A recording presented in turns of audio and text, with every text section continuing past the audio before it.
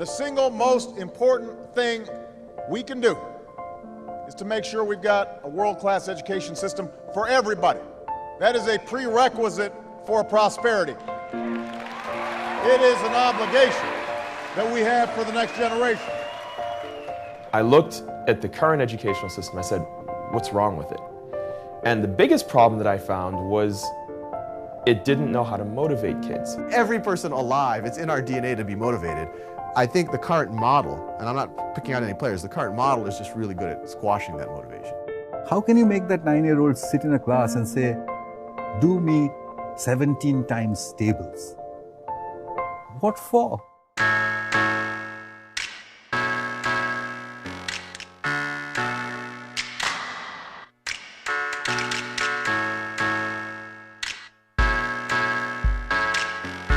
What if I were to say that arithmetic, as we teach it today, is an obsolete skill?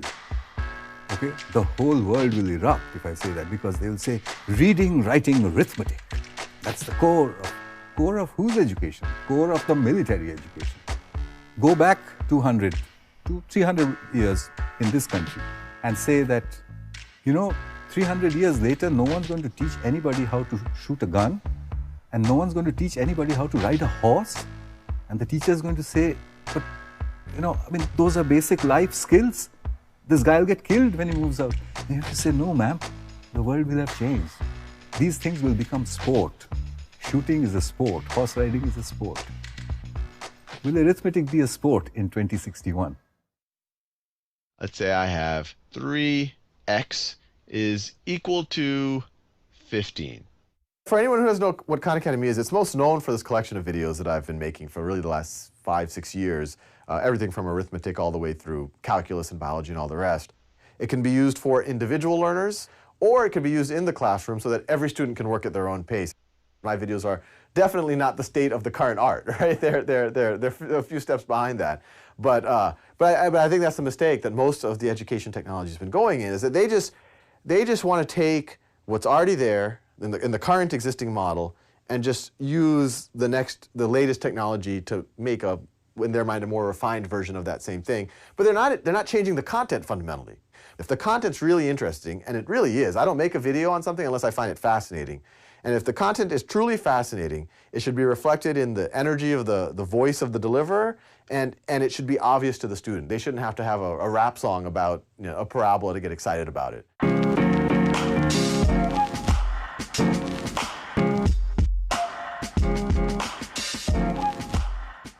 Video games are actually among the most powerful learning tools that have ever been created. Because if you look at a child when they first pick up a video game, they'll start and they'll play for 5 minutes, and then they'll fail.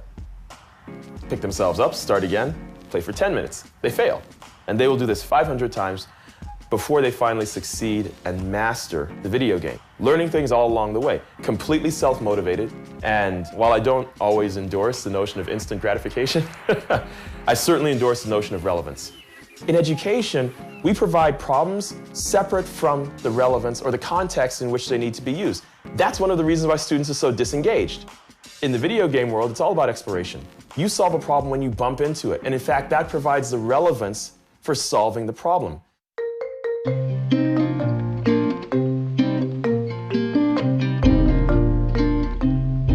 12 years ago, in 1999, I said, well, how did I learn to write a program? Nobody taught me. How do children learn to use computers? Nobody seems to be actually teaching them. So I stuck a computer in a slum wall, a nice big computer in those days with a nice big broadband connection, in front of children who had never seen computers before, hadn't heard of the internet, had no clue what was going on, didn't know English. And they started browsing in about 5 or 6 hours' time. And then it happened over and over and over again everywhere, until the experiment kind of burst out onto the world media with this statement that children anywhere in groups can teach themselves to use a computer. There appears to be no limit to this, that children can teach themselves almost anything if given the internet, given the permission to interact with each other, and given the absence of the teacher. The absence of the teacher in the presence of the internet can become a pedagogical tool.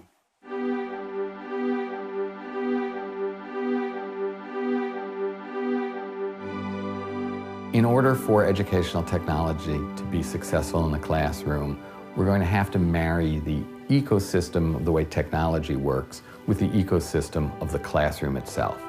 The goal of this is to get teachers doing higher order things and let the computers do the more basic things of is 2 + 2 = 4 and all of the practice that is necessary.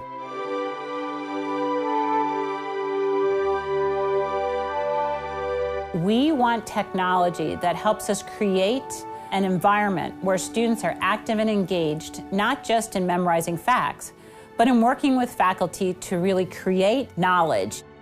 Something like the iPad application for anatomy, I think is going to help them learn more efficiently because it gives them information when they need to know it. And one of the principles of adult learning is you should learn something when you have a reason to learn it. To begin, connect us together. We think there's a blurry line between play and learning, and that there should be an even blurrier line between those two things. When a learning experience is playful and exploration-oriented, it puts people's minds into a relaxed state where learning actually can happen the easiest. I think the future of learning is really to add a new dimension to learning, which is the dimension of collaboration. Collaborative Classroom is a place where people can share ideas that they may not have felt comfortable sharing in class. There's always some kids that are shy or they don't want to raise their hand in class, and when you're told to do it at home, you can actually see their opinions and you get to know them as a person better.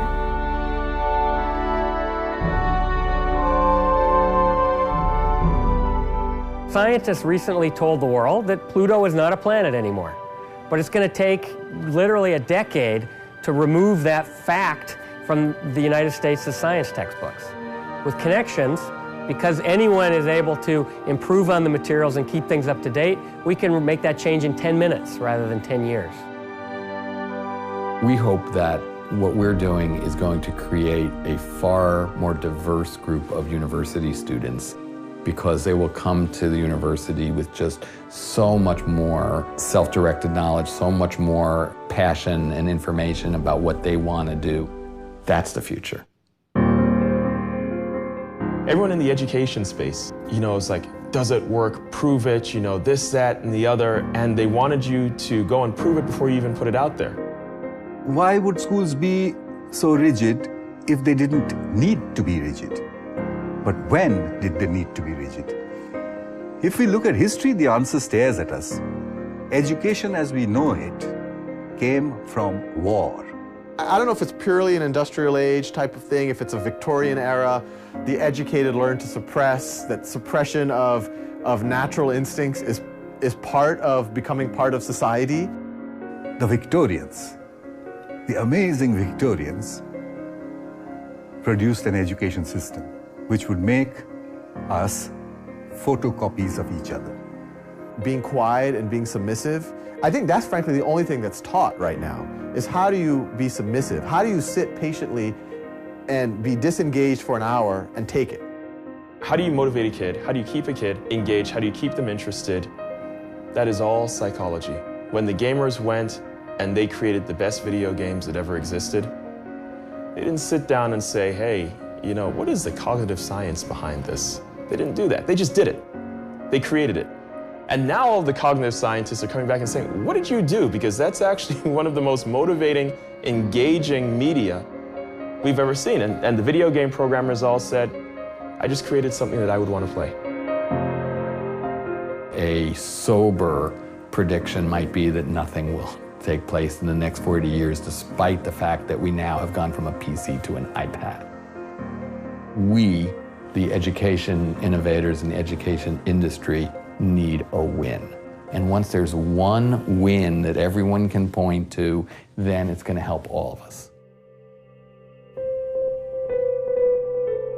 A 5-year-old today, by the time he's 25, it's going to be 2031. Can any teacher say that they're preparing that child for 2031, for an unknown world? Well, I believe that I can make a curriculum for that teacher, and that curriculum needs to have only 3 things in it. Reading comprehension is the most critical skill at this point in time for a generation that's going to read off screens for the rest of their lives. Information search and retrieval skills. If people know what are keywords, follow a link or not, it's a key skill. If arithmetic is an outdated skill, this is the skill that will replace it. And finally, if a child knows how to read, if a child knows how to search for information, how do we teach them how to believe? See, in our adult heads, each one of us has a little mechanism. It comes from different places. You and I have different mechanisms of how to believe. Sometimes we say, this is obvious. Sometimes you say, because so-and-so told me. Sometimes you say, this is rubbish. What's that machine inside? How early in a child's life can we put that in there? If we can do it really, really early, then we would have armed that child against doctrine. And I don't mean only religious doctrine. I mean doctrine in all its forms. I think our job as educators, the biggest job in today's information-saturated world, is to give the child an armor against doctrine. Just as in another generation we used to teach the child how to fight with a sword and how to ride a horse.